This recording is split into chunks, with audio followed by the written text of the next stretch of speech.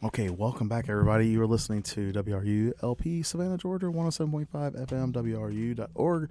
We are Savannah Sonics Community Radio with Global Soul, and this is the Adam Messer Show. I'm your host, Adam Messer, and my special guests today are Melanie Goldey and Apollo Him. And we are doing like a WordBeat poetry hour. This last hour, we did some poetry, and we talked about some social issues. So I think my takeaway from it is it's important to have the conversations. I mean, I have been in positions where I've actually, and I'll speak up against racism and sexism and stuff all the time. And I had a situation one time where I actually told a guy, I was like, he told a racist joke, and I was like, that's not funny. And then the next day I got demoted. Mm-hmm. And I was like, that's not cool at all. So it's kind of weird because you get those folks that are like that, and they still, they're the ones in authority or power, but doesn't make it right. Yeah. So it's one thing to walk the walk and talk the talk and just actions. You gotta act when it's appropriate. I mean, sometimes you're gonna be over, like the Bob Seger turn the page. Sometimes you want to say something, but you're always outnumbered. Mm-hmm. It's like, well, I think it's one of the things that we got to do is a culture. We have to try to understand and appreciate people's differences versus trying to segregate ourselves because of the differences. It's hard. I mean, the world is not a fair place. Mm-hmm. It's not a fantasy world, and things aren't always ideal. But that's why you have to stand up. And I think there's always going to be consequences for people saying the right thing or trying to fight against 2020 vision, evil. Right? It's always like later on that they look back and say, oh, that person was, like Martin Luther King was not really very popular during his time frame. People, didn't like him at all. Say. I mean, they killed him because of it, Yeah. But now people look back and say, oh, he was so right. He was ahead of his time. And, so I think that's, we need to listen. Like you said, we need to listen more. I think we need to be vocal about the things that are important and have conversations with folks. Because when you sit down and talk to people, you find out they're not that much different. They might talk a little different. They might have a different accent. They might, whatever. But really, at the end of the day, you're going to be like, yeah, I've got this much in common with them, So anyway, that's my soapbox for the moment. But we're going to do some poetry. I did not really share. I shared that one-line poem last hour. I'm going to share a poem, though. It's called Today We Smile. Life is a long day followed by an early rise. A friend turned foe with utter despise. A dark cloud making ominous skies. Life comes with ups and downs, smiles from everyone and frowns all around. Life is a wink and a nod with lots of good cheer, a glare and a snarl, and a snicker and a sneer. Life is a good, and then it's bad, sometimes happy and sometimes sad. Life is a fairy tale, and then also it's not. Just depends on how you write the plot. On dark days when things are dreary, rewrite your story to be happy and cheery.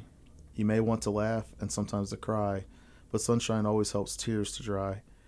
Wake each day and put the last night to rest. Put a smile on your face and give today your best. So, thank you. Yeah. That was Melanie snapping for me. So, Apollo, would you like to share another one? Sure.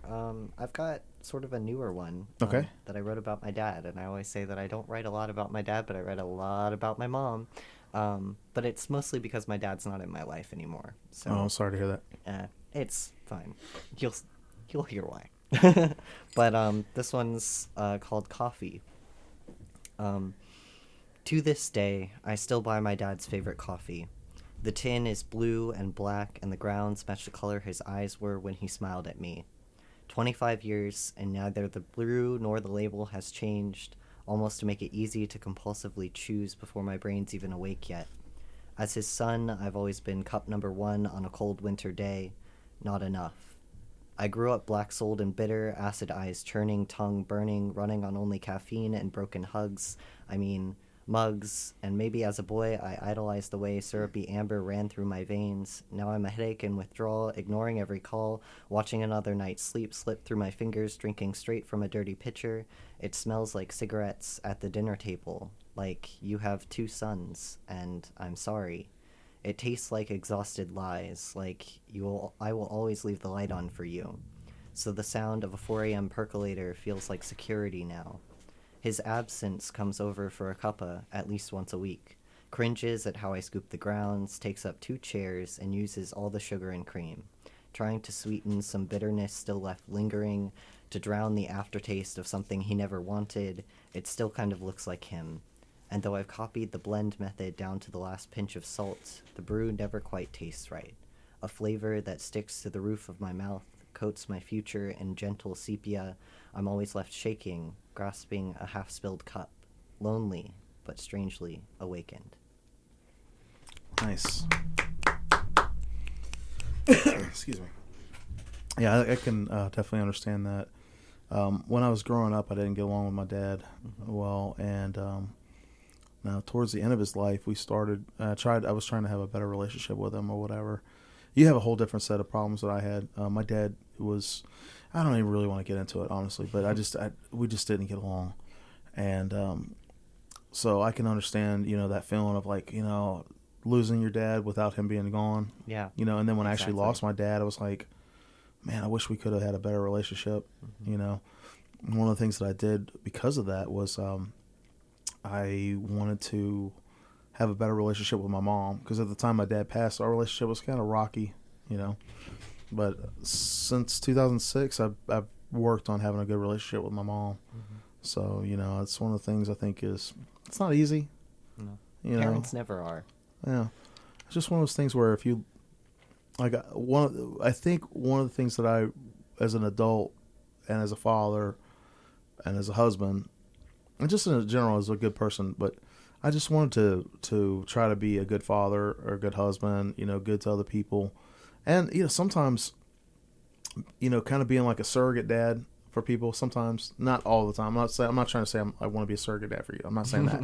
But just offering, kind of like that, that ear to listen to, or, just kind of like you look at someone older and you're like, yeah, and somebody says, yeah, I've been through that, or I've been through something similar.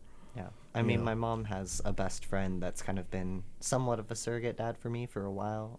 And I call him Uncle Steve. He and my mom have never had anything together, so they've always been super platonic, but he's a graphic designer, and he's the one who encouraged me to go into art and things like that. So I have sort of that role filled, but it doesn't totally... It doesn't fill the void, yeah. but it helps a little. Yeah, I know. Does. Yeah. Bass, would you mind playing some for us? Yeah. This is Sebastian Messer.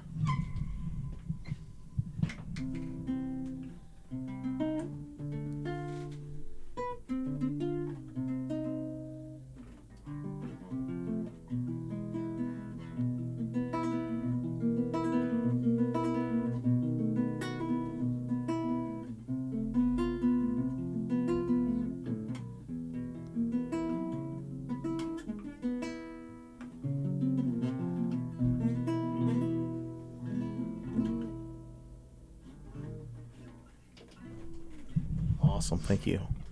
Melanie, would you mind sharing something with us? Sure. I was actually trying to find a piece by another poet that I really love that take your time. Take your time. But I'll read one while you're digging still. Okay, I can't remember the name. This one's called "Bewildered," and Paul, I can understand it because a lot of my poetry is about just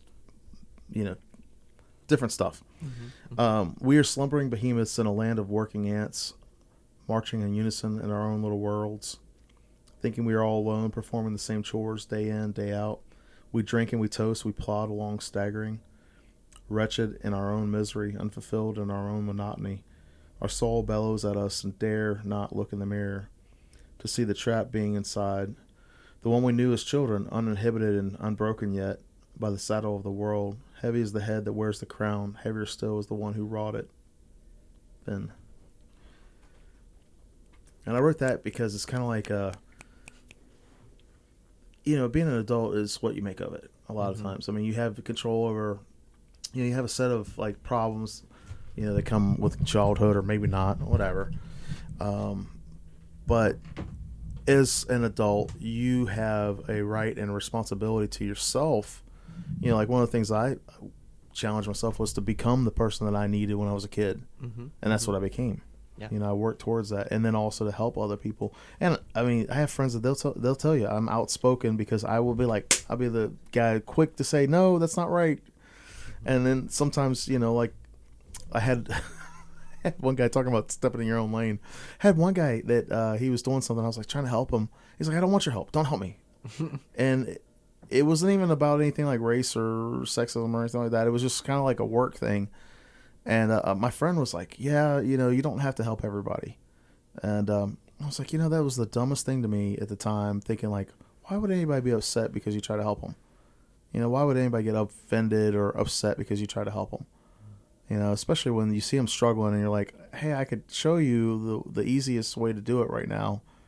You know, and it does make sense in a way. You know, at the time I was like, I'm just trying to be a nice guy, trying to help out. And the person just absolutely didn't want any help.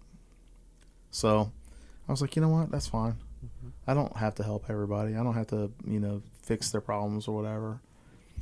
But when you try to help people and you go out of your way to do things to help other people, it's in your nature when you see someone struggling or whatever, you want to lend a hand and try to help them out. And, you know, a lot of folks today are like, they get offended by it. So I'm just like, you know, struggle. Yeah. Swim or sink. Yeah. It's up to you.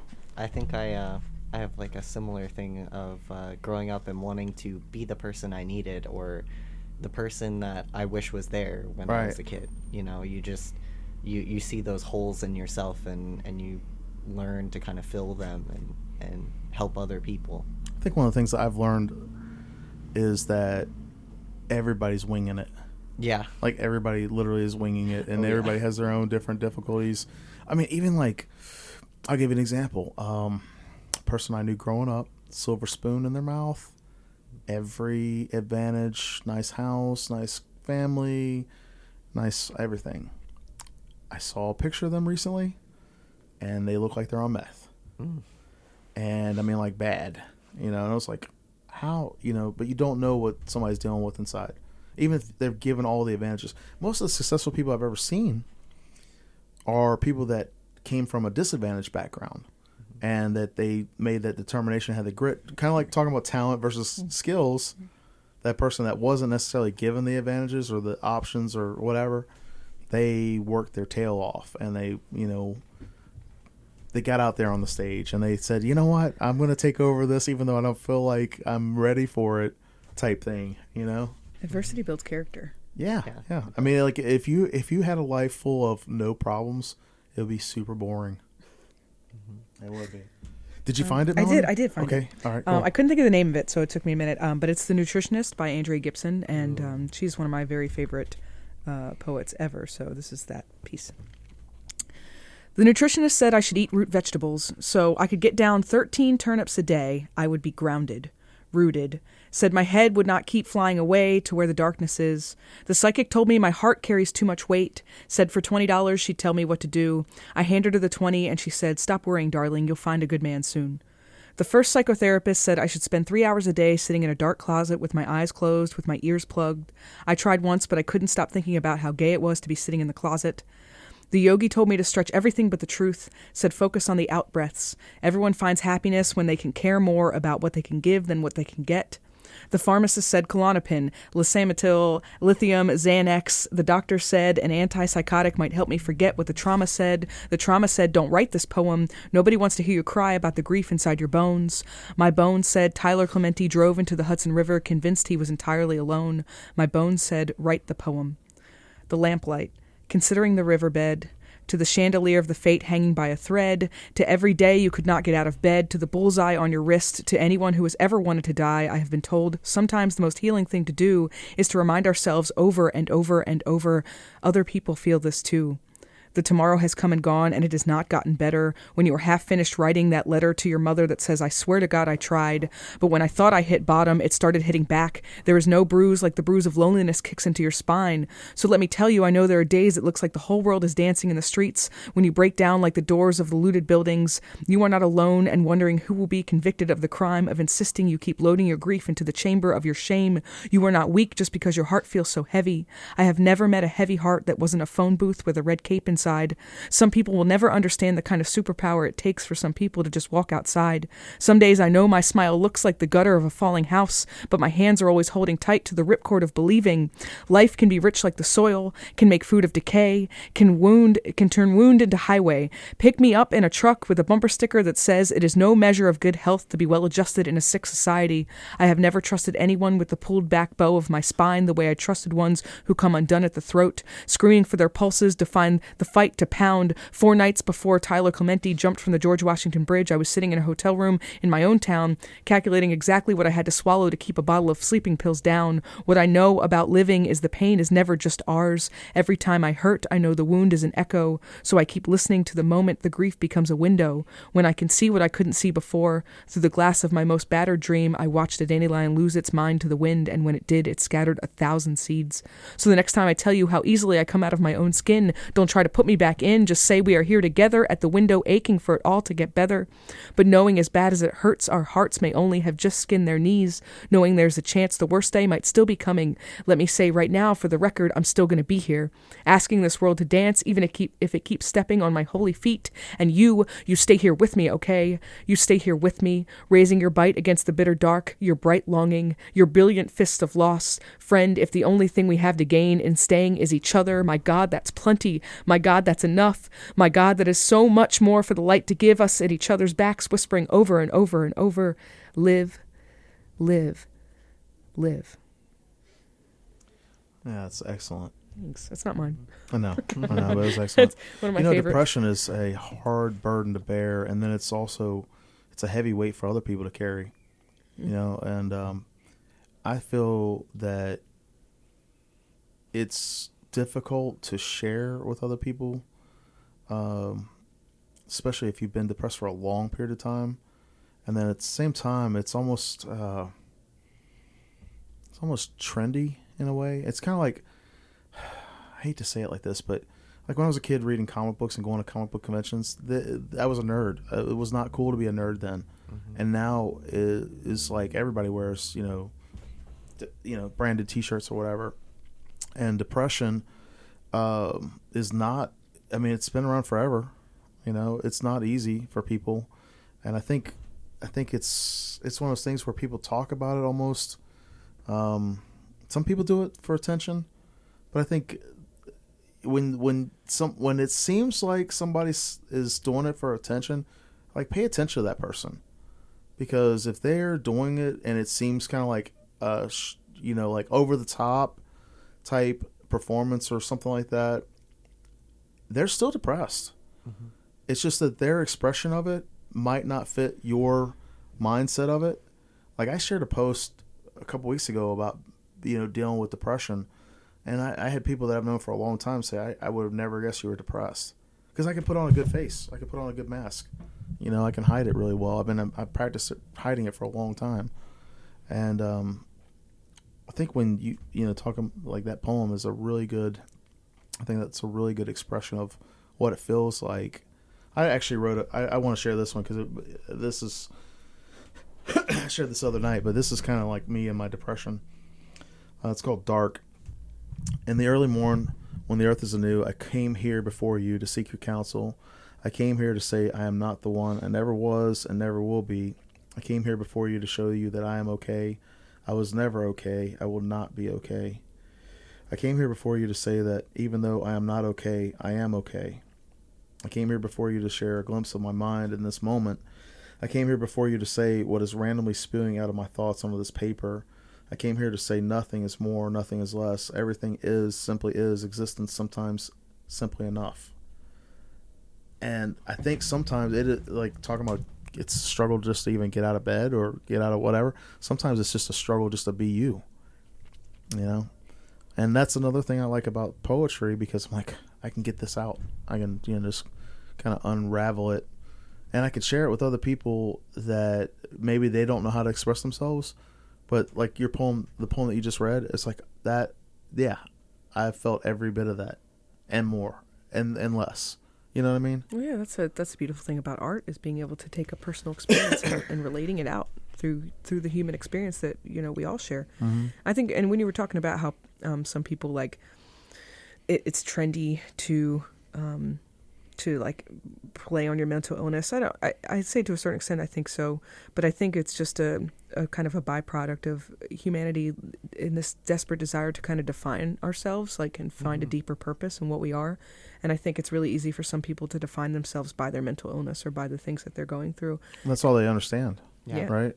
And I think as well with that is that especially when you're younger, you know, your minds physically don't completely develop until we're in our mid-20s, and then they change and you grow as you get older too. Your mind continually evolves, and sometimes, I mean, I remember being 18, 19 years old, just being so self-absorbed, not selfish, but self-absorbed, because I couldn't think about anything outside of, you know, what I was dealing with at work, out with my friends. That was one reason why I drank a lot when I was younger.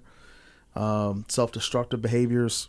It's because I couldn't see, you know, outside the little blinders. And I think it's one of those things that when you throw yourself into your work, you know, I think that's one of the reasons why art, you know, you talk about people like Robin Williams, for example. I loved him as a kid. I loved watching him. I watched him on Mork and Mindy, you know, all the movies. I mean, I just loved Robin Williams movies, even the ones that were like the bad ones that people were like, oh, I don't like this movie. I loved them. The one he did, I can't remember. I think it wasn't called A Walk in the Clouds. What was it called? What Dreams May Come. Yes, What Dreams May Come. I love that movie. And people are like, oh, it's horrible. I'm like, no, you don't understand. You don't understand. Like, I get the comedy, but I get that part better. Like the other side of him, I get He's a brilliant better. dramatic actor. Hey, Bill, do you want to come in? Bill Cooper's here. Oh, my friend. Hey, Bill. Hey. Talk. Paulo, how you been? Hey. How you doing, Bill? Good to see you. Good to see you. Good to see you, Bill. Yes, always. Hold on. Bill Cooper. I got 3/4 of the game. Bill Cooper. So we're just talking about our art and poetry and stuff. We did this show Friday, and we were just talking about depression and like going through. Have you ever, Bill? Did you ever kind of go through depression or when I come in here tonight? just tonight? How are you going to deal with that? The way I deal with everything. Ain't a problem. No, yeah, I think everyone has. I mean, you didn't get my age not being depressed at some point or another. Yeah. How did you And- come through it? I found the best thing for me was not to tell anyone about it and to get through it. I And think back kinda in your day, though, it was really frowned upon to even share that with people, right? Like they It was, labeled yeah. you like quick, right? Everything was frowned upon. Yeah. Seriously. I mean, in fact, you see kids today that are obviously mentally handicapped working in stores and doing things. And back then, the parents just kept them in the house their whole lives. They grew up as adults and died and never got out into society. Right. And that was accepted as, oh, Normal. you got to do that. It was like some kind of a shame in it. And again, you know, we're so used to it today where it wasn't that way that was the way it was. You're right. Yeah. And it was internalized. No one wants to hear your problems. Well, see, and I think that's a good thing about social media and stuff like that. Is it is a new form of communication and being able to share, like, hey, you know, this is not cool. This is not right. You know, I mean, why should, like, when they had the euthanization, you know, why should you euthanize somebody just because they have some sort of Oh yeah, you're disability? going back to something really dark and deep. Yeah, but I mean, right, that's yeah. not that far away. I mean, Yeah. like less than 100 years ago. They burned people and called them witches. Yeah. And if they admit it, Apollo's from Salem. are you really? Do. No. I visited Salem for a bit, but Yeah, and they celebrate it.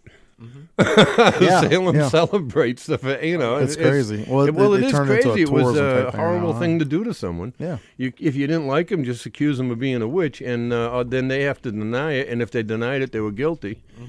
And if Kind of they like if your admitted neighbor it, had a better farm than you and you wanted their land. but that's still going on today. Oh yeah, it does. Yeah, it Still does. happens today. Bess, you're gonna have to show her where it is. Yeah.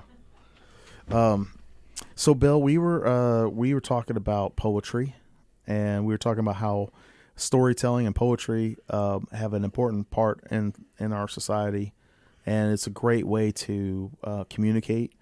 One of the things we talked about last hour was cancel culture, and then being able to respectfully disagree with somebody, if you have a different viewpoint. Of course, yeah. Yeah, I mean, and I think that's something like civil discourse.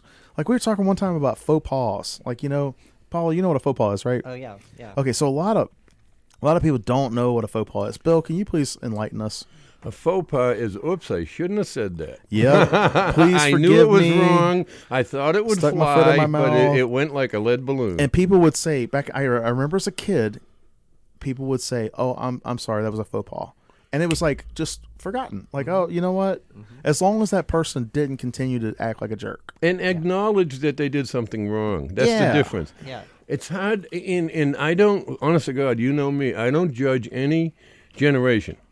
Every young generation is different, thank goodness. I would not want them to be like me. I didn't want to be like my parents' generation. And it's a good thing. It really is a good thing. And if it's different, doesn't mean it's wrong, doesn't mean it's bad. As long as it's different, it's good, and you're not hurting someone. I think I shared that the other day too because I touched on that today too because we look at how much we're losing out by not communicating between the generations. Oh yeah. How much is being lost. totally. Again, I agree. And I mean, this isn't anything new either. No. It just seems like the bad person today, the last one is legal in this country to discriminate against is old white men. In fact, I see people saying, I'll never vote for an old white man. Well, stop it. Some of them were doctors. Some of them were brilliant scientists. Why you have to pick any group to dislike? Right. I mean, to me, it's sad. Yeah, we talked about. There's we did so talk many about, different people. yeah. Let me just get this off my chest. Yeah, As yeah. I say, I've grown up through segregation. I've grown up through discrimination and the fights and the battles to change it. And Melanie, I got your chair. You're welcome to it back, unless you want to Just keeping grab it that warm for one. you. We can. Anyway, and I've just never understood why I didn't. And I always spoke up about it, as I heard you saying on the way in. If it's wrong, it's wrong. How can you take, just for an example, black people?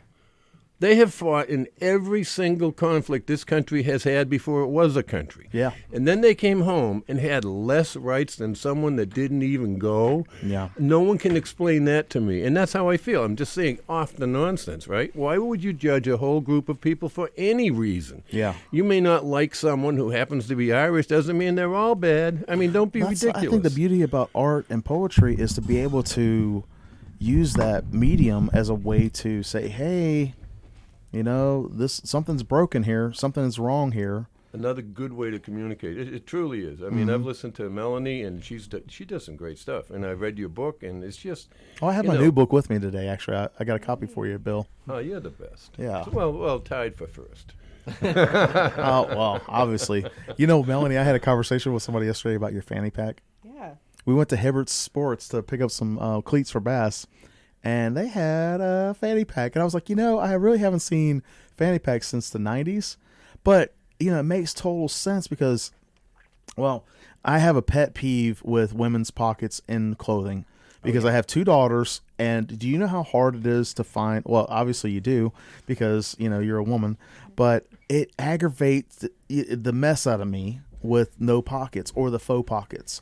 And because I would try to find, like I remember one time going to find a winter jacket for my daughter, Sasha. And I looked, it had to be aqua blue. And it had to have a hoodie. It had to be like a weather resistant, and it had to have like an inner little liner jacket type thing. So I had a little, some prerequisites. Sure. I didn't realize that I also needed to say it has to have pockets because I just assumed that they would have pockets. You don't think like, well, like my clothes, I have. You want to see how much junk I have in my pockets? I have so much junk in my pockets. Like, look how deep my hand is going down here. Like, it's up past my wrist. Yeah. But I saw this lady yesterday, and she could barely put her fingers in her pants pockets. And I was like, Oh yeah, trust me, I'm wearing women's pants right now. They are not. There's no pockets here. I got 2 fingers in my pockets. Yeah. And somebody said once, it's like, oh, because they wear they have purses. Well, what if I have a satchel? That's the same thing. A satchel is like a purse. But I think that was to help purse sales, too. I really do. I think it's a Probably. fashion thing. Like, if you're selling purses and they can put that stuff in their pockets, and there goes your sales. I never thought about it like that. Well, it came from control. There was a point in time when women weren't allowed to carry property. Yeah. Literally, we're not allowed to carry property. So if she wanted to carry something, she literally had to have a male escort. And so it was actually illegal. Women used to make like these little fake pockets they would wear and tie to their waist and hide them under their petticoats and stuff so they could have pockets because they weren't legally allowed to have them. Is that the like origin of purses? Yeah. Yeah. Yeah. I thought the coin purses were like the origin, but I guess I didn't realize it was like that. And it's just a means of control that got translated into modern fashion. It is really crazy. You know, talking about indigenous culture, in indigenous cultures, most of them, the matriarch is the highest level. Like we talk about the patriarchy, but indigenous cultures, it's usually the matriarch of the family. And I just think it's crazy how, like, if you've got blue jeans on, you should have pockets. I mean, if you want to buy the kind, you know, that have no pockets, fine. They're whatever. But, you know, don't make it like a non-option. Well, now we know that. Yeah. You know. It's also a lie that the fashion companies try to sell you a lot of the time, that they say that pockets are so that women, you can see their like curves and everything like that, but that's not true. It doesn't look any better to have cargo pants versus regular pants. No, I just think it's just absurd. I mean, it's not like they're using a whole lot more material. Yeah, no. They're You know. actually using less, but Yeah. they cut it differently, so they have to use... I have a friend who's in fashion, but they have to use, for women's pants, a whole skein of fabric that they would also use for men's pants, so they have to charge more for it because they're cutting out of a huge skein, but they're cutting smaller pieces. So they're using the same amount of fabric, but more goes in the waste bin. Oh, okay. There we go. Yeah. So the more you know. Yeah. Well, The my more fanny you pack know. was just born out of absent-mindedness, actually. After I lost, like, my third purse. I got sick and tired of... I would just leave it places or... Connect it to Well, I told him, I Yes, now I said it cannot had like a live metallic, like Yeah, it's color iridescent. change. I actually thought it was orange and yellow, but I see it's more like gold and It's purple. all over. It depends on Yeah. what angle you're looking at it from. It's Yeah. magical. Yeah, the lights at town like to change it rainbow. Yeah. It's got that sheen it. to it. $7 at Rainbow, everyone. What? They had an Adidas one at Hibbert's for like 25.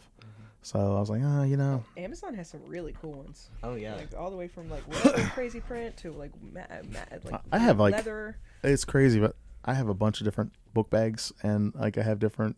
Like the other night, I had my little satchel for my books or whatever, and it's just because I like to compartmentalize my stuff, and so yeah, so it's like one of my little OCD things or whatever. But I just think the pockets thing is crazy. I throw the equipment for my show, and I don't know what I brought it in, a paper bag or something. But Marianne retired this year from nursing, and she had a nice, it's brown, it's out there, right? A nice bag with big handles, all my stuff fit in there. Yeah, You know, and... like your little gig bag. Right, That's what I got. Yeah, I got brought like a it in, little and gig bag. Chad says, "Hey, I like your lady bag." And it says, "It ain't pink. What do you mean, lady bag?" You know, pink used to be a boy's color. Oh, It was yeah. a boy's color back in the day. Yep. They changed it up because they something about the pigmentation or the ink or something like that. Yeah. They started using blue for boys. It was like, Actually, it was because pink was considered closer to red. Oh. So they likened it to boys because they were like, oh, yes, pink is the masculine color because it's the more violent color. And blue was less expensive. So when men started going I think into the that's what they were talking about workforce- with the ink, Yeah. or the pigmentation or whatever. Like Yeah. blue was cheaper or something like that. Yeah, blue is less expensive, so men started going into the workforce, and they started making men's uniforms. for Oxford work blue. Yeah, And that's Yeah. why there's so many red barns in New England, because it was the cheapest paint. That was Yeah. the only reason. Mm. It was the cheapest paint. If you know, if chartreuse was the cheapest paint, all the barns up there would be that color. They were thrifty. They had to get by. They were sparse winters. Yeah, makeup and heels also used to be for men yeah, specifically. correct. Oh, sure. Yeah. The judges' wigs, they still wear them in England. I mean, they still are. I do makeup, heels, and wigs all the time. So Gender is a social Let's- construct. We have you're listening to the Adam Messer Show here on WRUU LP Savannah, Georgia, 107.5 FM, WRUU.org. We are Savannah Sunnings Community Radio with Global Soul, and I'm your host, Adam Messer. My special guests today are Melanie Goldey and Apollo Hem, and we have the lovely Bill Cooper Trespassing. in town hanging out with us for a few minutes before his Savannah at Night show. We've got enough time to read like another poem or two if y'all want to. Sure. Let me see here. Can I do one? Yeah, Bill, if you got one, it'd be great. Yeah, I wrote 2 poems. And the poem is I just sat down and says, this was, and they just closed it, Kevin Barry's. I was back here in the 80s visiting my son, who was in the Army at the time. And so he was on the base, and I just went down to Kevin Barry's, and I said, I'm going to write a poem. It was just like that. I had a pen on me, and I grabbed a napkin, and this is what came out. It's called His Final Day. With trembling hands, the old man found the matches in his coat pocket. After several attempts, he lit the paper which lit the kindling. As the fire warmed him, he sat back and smiled while outside his window a brown leaf rustled in the wind, then blew gently to the ground. The green leaves from the same tree looked down and wondered, when will it be my turn? Wow. Nice. Thank you. You wrote that when you were in your 40s, right? Yeah. Yeah. That's really cool. Because I'm 43, and I think oh, yeah. Here's one. Butterflies floating in the air, carefree, looking for the next gentle wind to carry them out to the nectar, sweet fragrance of the flower dew. Wings soft and tender, vibrant shades of blue, black and red. What tender thoughts wander about as she flutters. Ding, ding, ding. I'm actually going to read another piece that is not mine. This is the piece that I wanted to find that I couldn't find a minute ago. It's another Andrea Gibson piece, and this is what I meant to say. Say yes. Say yes. When 2 violins are placed in a room, if a chord on one violin is struck, the other violin will sound the note. If this is your definition of hope, this is for you.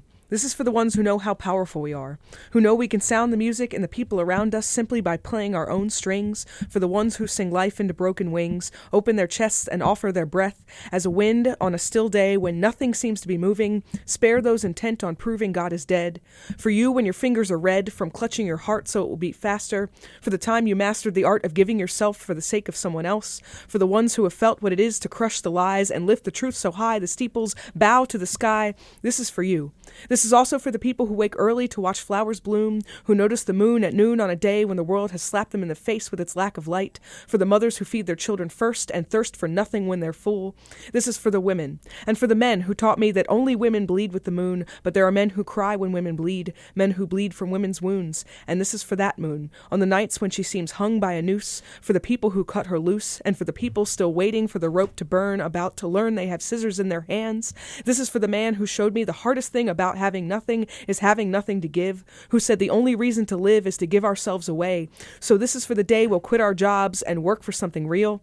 We'll feel for sunshine in the shadows and look for sun rays in the shade. This is for the people who rattled the cage the slave wage built, and for the ones who didn't know the filth until tonight, but right now are beginning songs that sound something like people turning on their porch lights and calling the homeless back home. This is for all the things we own, and for the day we'll learn how much we have when we learn how to give it away. This is for the doubt becoming faith, for falling from grace and climbing back up, for trading our silver platters for something that matters, like the gold that shines from our hands when we hold each other. This is for the grandmother who walked 1,000 miles on broken glass to find that single patch of grass to plant a family tree, where the fruit would grow so high, where the fruit would grow to laugh, for the ones who know the math of war has always been subtraction, so they live like an action of addition.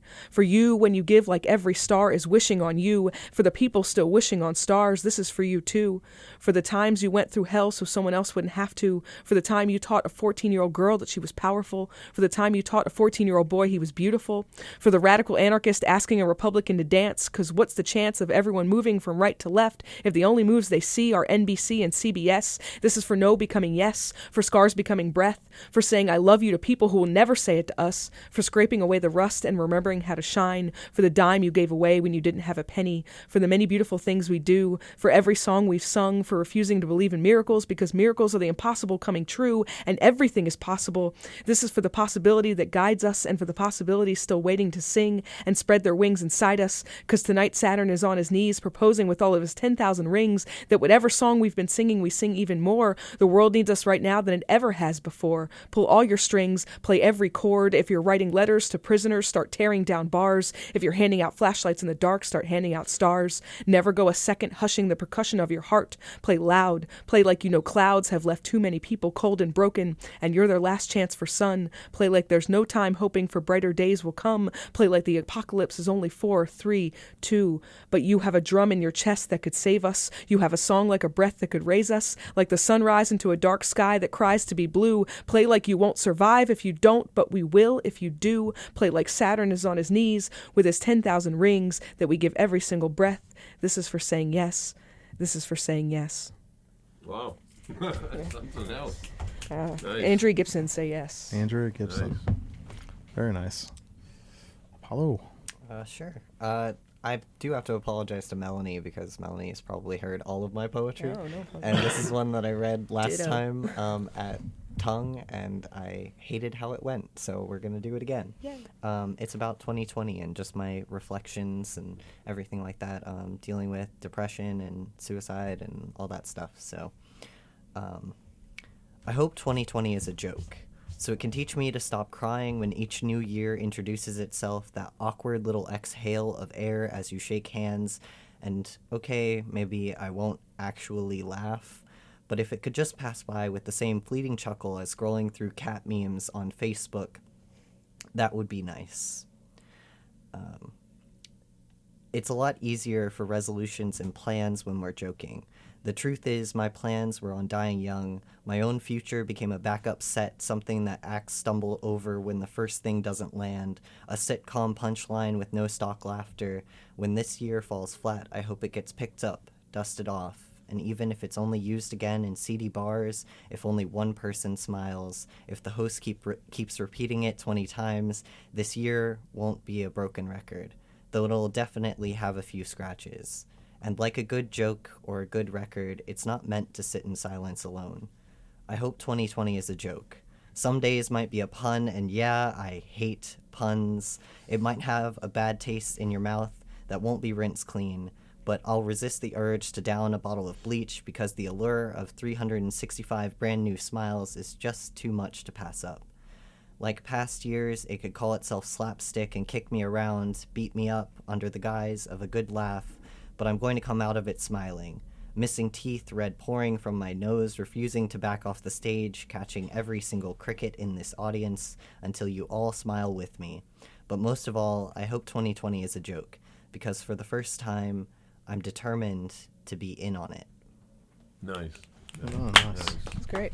Yeah, please never apologize for reading your poems. I'm sure you could probably memorize. You have some of mine memorized. You could probably say by heart. I do. I do. I often draw a blank. Yeah, Bill, no problem. Thanks for coming in. Good seeing you. I often draw a blank though. I don't memorize any of my stuff, and I often don't read it afterwards. Like when I write it, I just kind of go with it and move on to the next one. But you know, something I want to say to you to your poem is talking about suicide or having suicidal thoughts. You know, romanticizing death is not an answer. Yeah, it never is. It's not. It And a never lot of is. people think that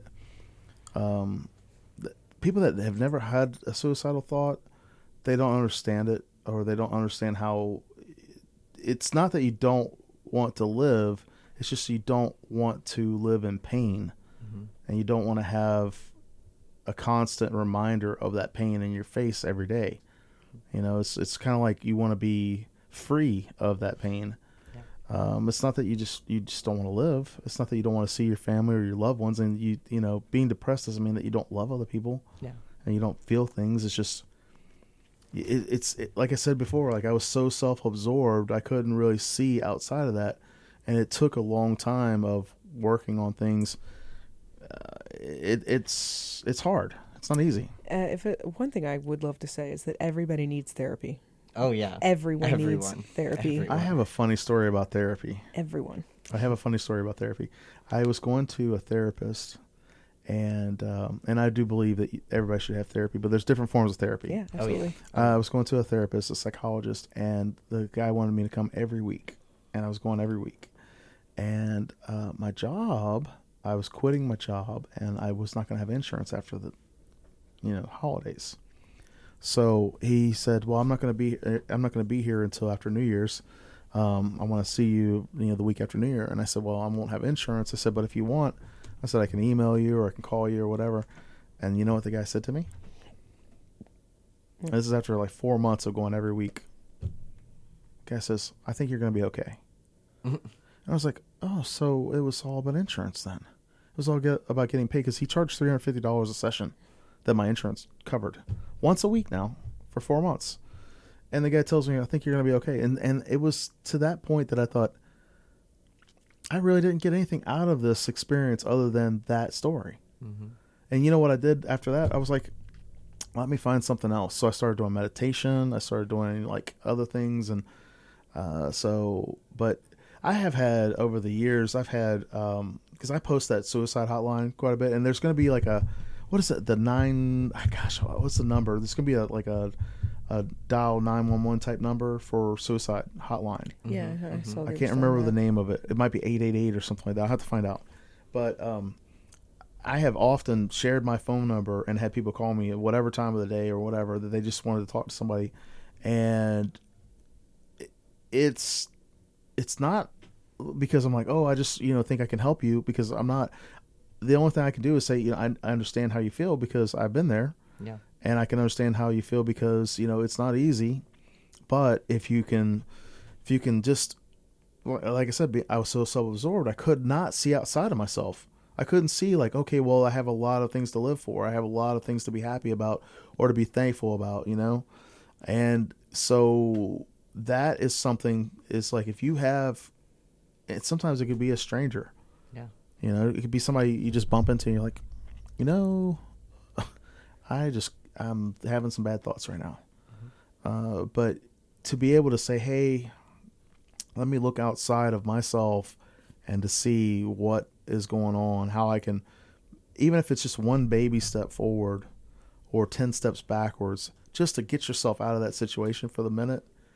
It's like your brain wants to, take the easy route out. Our brain wants to sabotage us like all the time. Mm-hmm. I think that's the monster of depression, is that it causes you to only focus on the negative things, and it kind of drowns out all the wonderful things. It's a blackened spiral of the negative, and it doesn't allow you to see all the good things in your life. That is a great way to describe it, because I've often described it as feeling like a black hole. Yeah. Like, it's just the weight is so heavy that, you feel like you're being drowned, in it. And on the same vein of offering help to people, and I've also done the thing where I've opened up and said, you can call me at any hour. I'm always awake because I freelance, so I'm awake at midnight. I know that feeling. It's like, but I've done that for people. But what I've recently started doing, which has helped both them and me, is I will not be the number that you call when you are in that black hole pit spiraling down.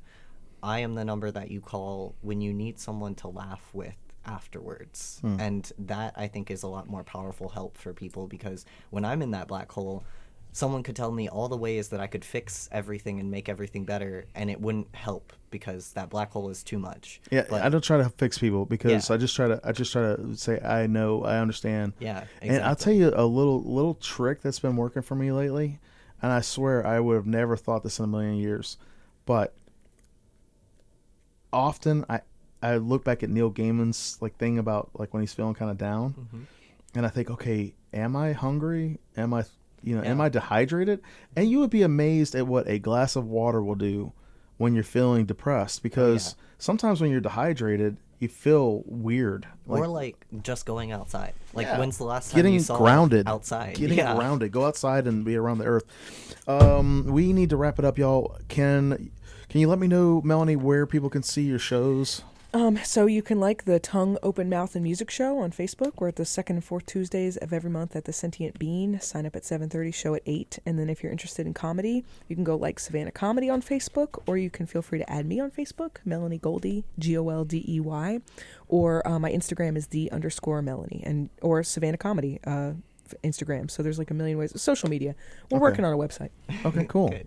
And Apollo? You can pretty much find me under any names. Apollo Hymn, Bad Liar, which is bad but liar spelled with the like instrument, or A Hymn to Humanity. I'm on almost every social media platform. I do illustration on some. I do poetry on others. It's just about finding me, and you can also add me on Facebook and see me at Tongue because I'm there almost every week. Almost every show. Awesome. Well, thank you both for being on the show today. I really appreciate it. Thanks for having us. So, everybody, up next is Savannah at Night with Bill Cooper and the gang.